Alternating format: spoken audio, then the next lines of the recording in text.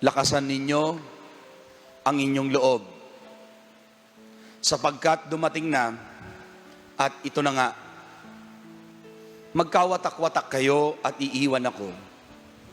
Ito po ang tinatawag nilang final discourse ng ating Panginoon bago siya tuluyang maghirap sa kamay ng mga pinuno ng bayan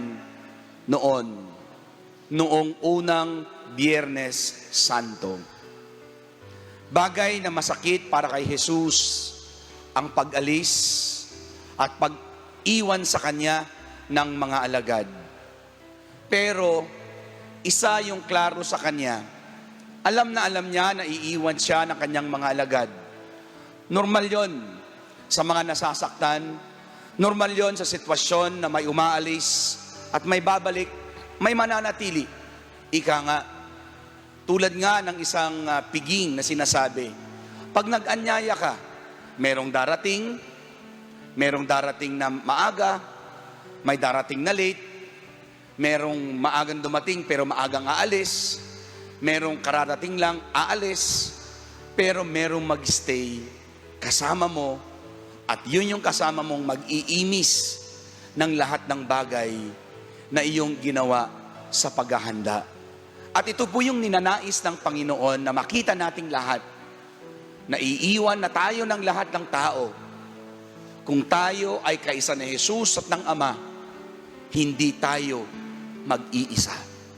Ito po yung consolation na magbibigay sa atin ng katatagan, magbibigay sa atin ng inspirasyon na tumuloy, magpatuloy, at maglakbay sa lakbaying ipinapalakbay sa atin ng Diyos. Ang kailangan lang po natin, tayo'y manatiling kaugnay ni Jesus. At sapagkat ang kaugnay ni Jesus ay kaugnay na rin ng Ama, sapagkat sinabi niya, si Jesus at ang Ama ay iisa.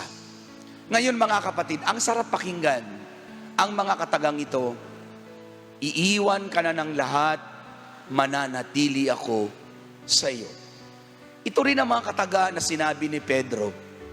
Mga kataga na iniwan niya, binanggit niya nang si Jesus ay nagsasabit, nagpapaalam. Ngunit mga ilang oras pa lamang ang nangyari, mula nang siya'y dakpin, si Pedro'y itinatwa niya ang ating Panginoon. Masakit isipin dahil sino pa yung nangangako? Sila pa yung unang umalis. Ngunit ang tahimik na nagmamahal, tulad ni Juan, ay nagawang manatili hanggang sa paanan ng krus ng Kalbaryo. Sa buhay po natin, meron tayong mga tinatawag nilang come and go relationship. We establish relationship, but we need to live, to start a new one. We are not closing the door, but ending the chapter of that relationship. Importante yon na makita natin na yung chapter 1, maaring karugtong ng chapter 2, ng chapter 3, of chapter 4, pero bahagi pa rin yan ng paglalakbay na maaari mong basahin at balikan na minsan sa buhay mo, may mga taong nakilakbay para sa iyo. Ang pamamaalam ni Jesus ay kanyang pagpapaalam sa kanila na sa kanyang pag-alis at pagkawatak-watak ang kanyang mga alagad. Sa pagkawatak-watak ng alagad, ang hiling niya'y pananatili sana sa kanya upang sa kabila ng kanilang paglayo ay mananatiling magkakaugnay. Tulad ng nangyari sa unang pagmasa na kung saan sina Pablo at Apolos ay magkaiba ng kanilang nilakbay, ngunit iisa ang kanilang nilayon, iisa ang kanilang ginusto, iisa ang kanilang misyon, ang ipalaganap ang mabuting balita. Kaya nga ngayon mga kapatid, magandang tanungin natin ang ating sarili. Gaano tayo kahanda sa mga taong aalis? Gaano tayo kahanda sa pag-alis? Sapagkat sigurado ako, pag may umalis, merong babalik at magtutuloy ng paglalakbay na yan. Yan ang sinasabi ng ating Panginoon na ang pag-alis niya ay pagbibigay daan sa Espiritu Santo na magiging inspirasyon ng mga alagad at ng lahat ng maniniwala at sa Kanya'y magtitiwala.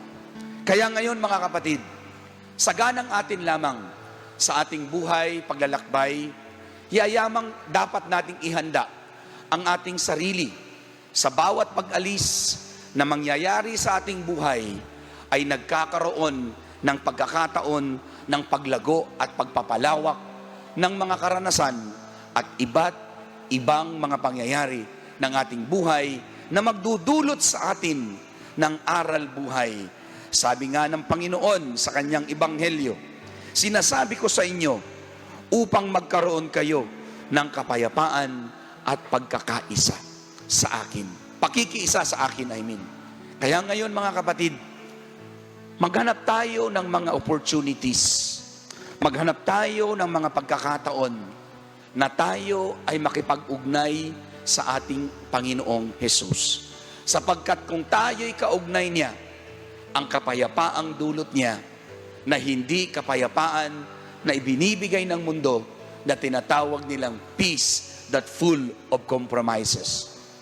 At ang kapayapaang dulot ng Panginoon ay kapayapaang hindi umiiwas sa anumang masasakit na pangyayari.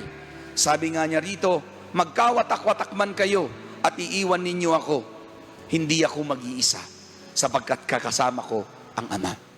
We are alone, but we are not lonely because we are with the Father.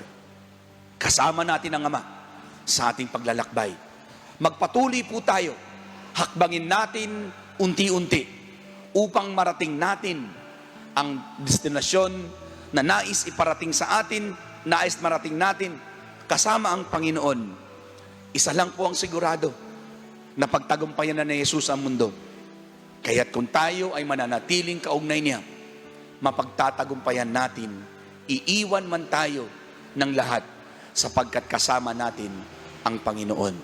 Sabi nga po, ang buhay natin sa mundo ay sadyang napakaiksi lamang. Let us live this life to the fullest.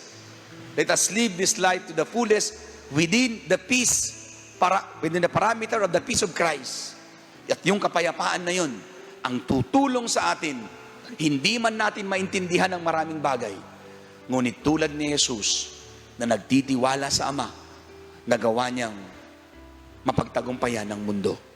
Iwan man siya ng lahat at iniwan nga siya. Ngunit at magandang isipin na sa kabila ng pagkabayubay niya sa krus ng Kalbaryo, naroon ang kanyang ina at anak na minamahal na hindi siya iniwan. Pasalamatan natin ang Diyos sa mga taong tahimik na hindi nagsasalita, ngunit handang hindi tayo iwan sa buhay paglalakbay na ito. Gayunpaman, magkaroon nawa tayo ng kapayapaan at pakikiisa sa Kanya, sapagkat sa pamamagitan ng pakikiisang ito, nagiging matatag tayo. Nagiging matatag, nagiging klaro sa atin ang paglalakbay natin dito sa mundo. Nagiging klaro sapagkat alam natin ang kasama natin si Jesus. Ang kasama natin sa lakbaying ito ay ang Ama, sapagkat anumang nais niya ay magagampanan natin ang buong husay sapagkat tayo'y kaugnay sa Kanya. Kaya't palalimin po natin ang ating pagmamahal sa Kanya. Maging aware tayo sa Kanyang presensya sa ating buhay. Sapagkat sa pamamagitan nun, maiintindihan natin ang hamon sa atin ng Panginoon. Sabi nga po nila, life is too short. Let us live by it according to the perspective of the Spirit. Love is rare, which we should grab it every day. Anger is bad. Dump it out. Fear is awful. Face it. Harapin natin anumang takot. Sapagkat sa pamamagitan nito, magkakaroon tayo ng isang realization that memories are sweet. Cherish them always. Let us now create new memories together as we continue this journey of life. Habang may oras pa, let us create memories. Memories that will cherish for the rest of our lives. Do not create memories that is hurting. Create memories that's full of love, that will give us smile in our journey along the way in this life. Sa ngalan ng Ama, ng Anak, at ng Espiritu Santo. Amen.